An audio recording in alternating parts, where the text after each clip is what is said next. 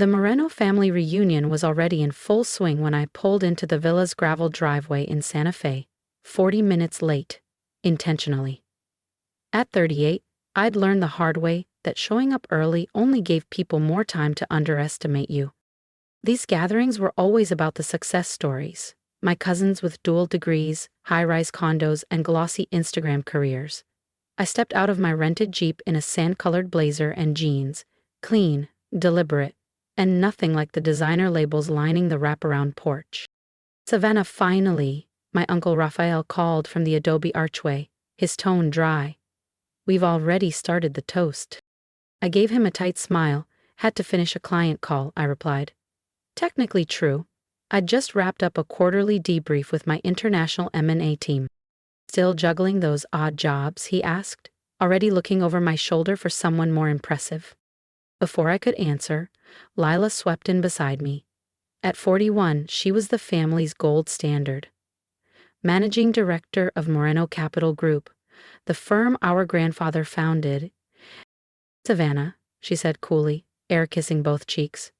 We just celebrated a $62 million 0 cents Series D close. She scanned my outfit like she was checking inventory. Still consulting from cafes?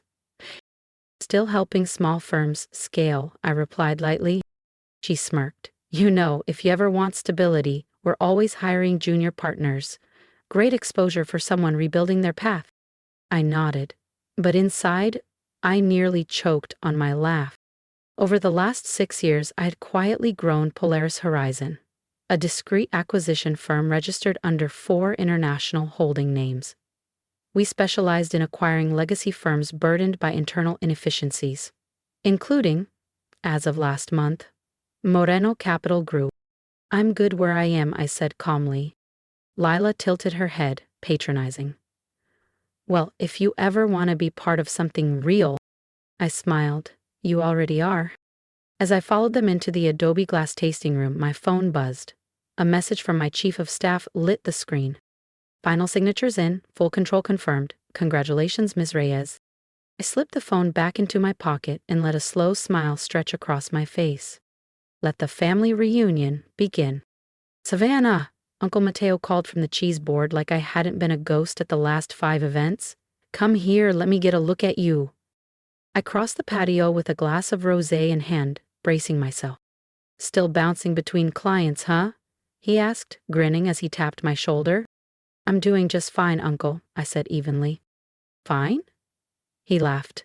In the Moreno family, we aim for empires. Look at Lila, running expansion like she's already on the Forbes board. And Dante just landed senior counsel at a federal firm. That's legacy. I nodded, lips tight, thinking of the acquisition dossier zipped inside my crossbody bag. Polaris Horizon's newest trophy, Moreno Capital Group. Signed this morning. Speaking of momentum, Lila joined us, teeth gleaming. Did you hear about our upcoming acquisitions? 3 boutique finance firms in Arizona and Colorado. Niche, but scalable. We're about to dominate the Southwest market. She didn't know 2 of those firms had already accepted discrete buyouts from Polaris shell corporations. And the third? Days away from announcing a merger with my holding company. How exciting, I murmured. Dad's betting we'll hit $1 billion in managed assets next fiscal, she added proudly. We're taking the Moreno name national. I took a slow sip of wine, remembering the report waiting in my inbox. A forensic audit of Moreno Capital's books. Overstretched, vulnerable, about to implode. Savannah, my mother appeared beside me, her tone hopeful. Your cousin Emilio just made Forbes Latinx Future 50. Isn't that lovely? Very, I nodded. Though I also knew his publicist had submitted the entire pitch. You had so much promise at Vanguard, my mother sighed. Everyone thought you'd be the next Latina to break Wall Street wide open. I left that world 6 years ago, and not because I couldn't keep up. I saw through the noise. While they polished resumes and posed for panels, I was quietly building Polaris Horizon. Today, we control over $50 billion 0 cents in assets spanning 4 continents. Times change, Mom. Before she could reply, Lila raised her glass with a wide, gleaming smile. Big announcement, she declared. Moreno Capital is going public next month. Initial valuation, $4 billion. Cheers and clinks followed. Uncle Mateo shouted, "Now that's a legacy." And my cousin Dante started talking about buying a second vacation home in Palm Springs. Villa turned to me with mock kindness. "You should get in early, Savannah. Might help you finally build something of your own." I thought of the executive floor in our Mexico City office, still buzzing, as my team prepared tomorrow's investor reveal. "I'll keep that in mind," I said coolly. Behind me, I caught Aunt Mariela's whisper to my mother. "She just never got traction, did she?" My mother sighed. All those degrees and nothing to show for it. No husband, no home, no real title. I glanced at my phone. There it was. Final sign-offs complete. Global press release queued for 9:00 a.m. Right on schedule. Lila noticed. "Work emergency," she teased. "Another little client in crisis?" "Something like that," I smiled, sipping slowly. "Actually, Lila, I've been meaning to ask, what's Moreno Capital's strategy for the Southeast Asia Fund? I heard there were disruptions in the microchip chain." Her eyes flickered. Just for a second. "That's not public information," she said sharply. "Where did you hear that?" "Oh," I replied, letting the weight of silence settle. "You'd be surprised what floats through our world, especially with IPOs in motion." Lila stiffened. "Everything is under control. The listing is proceeding exactly as planned." What Lila didn't know was that Polaris Horizon had spent the last 12 months acquiring majority stakes in 3 of Moreno Capital's key suppliers and quietly buying out 2 of their major creditors. We weren't just watching their IPO. We were positioning to control it. "Of course," I said, voice velvet smooth. "I'm sure everything will go just the way it's meant to." The night continued with champagne toasts, bloated egos, and an endless loop of thinly veiled jabs tossed in my direction. I let them pass, sipping slowly, my face a calm mask. As the last of the guests wandered toward their Teslas and black Escalades, Lila leaned closer, voice syrupy. "You know, Savannah, there's still a place for you at Moreno Capital. Entry level, of course, but we take care of our own." I looked at her carefully. "You're absolutely right, Lila. Family should look out for family." She laughed, oblivious. "What could you possibly teach me about business?" "You'd be surprised," I murmured, checking my phone. "Every deal, every vote, every transfer." Greenlit. The next morning, I sat alone in my penthouse above downtown San Francisco. The city shimmered gold in the rising light. Coffee untouched. Focused. Then the alerts started flooding in. Polaris Horizon secures controlling interest in Moreno Capital. Board restructured. IPO halted. Marie, my executive assistant, appeared in the doorway. "Press release is live. All board members have signed off. You're officially chair." I adjusted the cuff of my tailored navy suit. Chanel, of course. My rare splurge for moments like this. "And Lila?" "At headquarters, finalizing the IPO conference, scheduled for 9:30 IEM. I gave a quiet, knowing smile. That press conference won't be happening. Right then, my phone buzzed. A message from Lila. "Still time to invest before we go public? Family rates, of course." I didn't reply. Opened my laptop instead. Polaris Horizon acquires controlling interest in Moreno Capital. Effective immediately, executive leadership has been reassigned by unanimous board approval. At exactly 9:00 a.m., the news broke. Screens across my office lit up like wildfire. Breaking: Moreno Capital acquired in hostile takeover. IPO plans collapse as Polaris Horizon assumes control. Mystery firm exposed. Who is Savannah Reyes? My phone lit up with pings and vibrations. 8 missed calls from Lila, 12 from Uncle Mateo. Even Dante had sent 3 voice messages. The group chat was in meltdown. At 9:15, Marie reappeared in the doorway. "They're here. All of them. In the private elevator lobby." I didn't need names, I already knew. "Send them up." Lila stormed in first, heels clicking, blazer twisted, eyeliner smudged. "What the hell did you do?" she hissed. "This is criminal. We were supposed to go public today." Uncle Mateo followed, red-faced, fists clenched. Get me the CEO of Polaris Horizon. I want them here, now. I stood from my desk. You're speaking to her. Silence. Heavy, unmistakable silence. Lila blinked, her lips parted, but no words came. Uncle Mateo dropped into a leather chair like someone had knocked the wind out of him. My mother stepped forward, visibly shaken. It's not possible, Lila whispered. I walked slowly around the desk, the San Francisco skyline glowing behind me. Is it? I said. Polaris Horizon, founded 6 years ago, now manages over $50 billion, 0 cents in assets, global operations, quiet acquisitions, surgical precision. I met each of their stunned gazes. And as of this morning, it manages your legacy too. I paused at the head of the room, voice low and steady. Known for dismantling over-leveraged investment firms just before their peak. Sound familiar? Dante finally choked out, staring at me as if I'd sprouted wings. You're her. The one they call the Ghost CEO. The Phantom of Finance. The very same, I replied smoothly, reaching for the navy leather folder resting beside my laptop. Lila, I said, holding it out, would you like to see the real numbers, not the PR gloss you've been feeding your investors? Her hand trembled as she took it, flipping through page after page of deeply audited data, unfiltered reports, and internal emails. Her face went pale. These are internal. These were secure. How? Your semiconductor pipeline in Vietnam is crumbling, I said, tone steady. Your Asia growth forecasts were inflated by a third-party consultant with forged credentials, and 3 of your senior VPs began quietly dumping their equity shares 6 months ago. She opened her mouth to respond, but I held up a hand. Shall I go on? Uncle Mateo finally growled from behind her. Now you listen here, young lady. No, I said, calm but firm. You listen. You all built this fantasy of an untouchable Moreno dynasty, but it was just that, a fantasy. I tapped the corner of my desk. The wall of monitors behind me lit up, screen by screen, with charts, cash flow breakdowns, SEC alerts, and firm-wide risk assessments.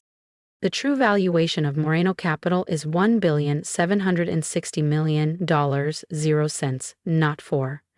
Your IPO dreams were propped up by strategic leaks, speculative media, and blind optimism. That IPO? It's not delayed, it's over. Lila sank into a nearby chair, her composure dissolving into silence. Why? She whispered. Why would you do this to us? I exhaled softly. To us? This is the same family that laughed when I left Vanguard, that offered me internships while I was building an empire behind a VPN. We were just trying to help, my mother said faintly, wringing her hands. No, I said, you were trying to shrink me, to package me into something predictable. I stepped closer, my voice low but unwavering. Success isn't about playing by your rules. It's about rewriting them. Uncle Mateo glared. So this is revenge? This is business, I said coolly. Polaris Horizon acquires underperforming, overvalued firms and reshapes them into something scalable. That your firm just happens to share my last name? Well, that's poetic coincidence. Dante adjusted his cufflinks, jaw tense. The board will never let this stand. They already did, I replied, unanimously. I nodded toward their buzzing pockets. Check your phones. Right on cue, a symphony of vibrations echoed around the room. Screens lit up with breaking news, financial alerts, analyst breakdowns, live market data. Moreno Capital's stock was plummeting. Lila looked up, the blood drained from her face, eyes rimmed in smudged mascara. You've destroyed everything. No, I said evenly. I've saved you from yourselves. Polaris Horizon specializes in restructuring bloated legacy firms like yours. In 6 months, Moreno Capital will be leaner, smarter, and healthier than it's been in a decade. Just not under Moreno leadership. My mother's voice cut through the tension, quiet and shaken. And what happens to us? I pressed another key, The wall of screens refreshed, displaying contract buyouts, valuation summaries, and transition schedules. You'll all receive market rate compensation for your shares. Executives will be offered generous severance. Then I let a faint smile curl at the corner of my lips. And for anyone interested in starting over, I might have a few entry-level roles. Great learning environment. Room to grow? The silence that followed felt like a vacuum. Lila stood abruptly, yanking her purse over her shoulder. "You won't get away with this," she spat, brushing past Dante on her way out. I leaned back, crossing one leg over the other. "I already have." They left slowly, Dante typing frantically, Uncle Mateo ushering a broken Lila toward the elevator. My mother paused at the threshold. "All this time," she whispered. "You were building this?" I nodded. "While you were busy being ashamed of my so-called consulting gigs." She looked down, hands trembling. "I don't even know who you are anymore." "No," I said quietly. "You never did." Once they were gone, I crossed the room to the floor-to-ceiling windows. Below me, San Francisco pulsed with light and ambition, mirroring the hum now running through Polaris horizon. Marie stepped in, holding a fresh cup of coffee. "Security credentials revoked. Transition teams are already at Moreno Capital HQ. In the press?" I asked, taking the mug. "Half the financial world wants to know who the Phantom of Finance is. Some are starting to suspect a family tie." I smiled. "Let them speculate. The numbers will speak louder than any headline." My phone buzzed again. A final message from Lila. "I hope you're satisfied. You've torn this family apart."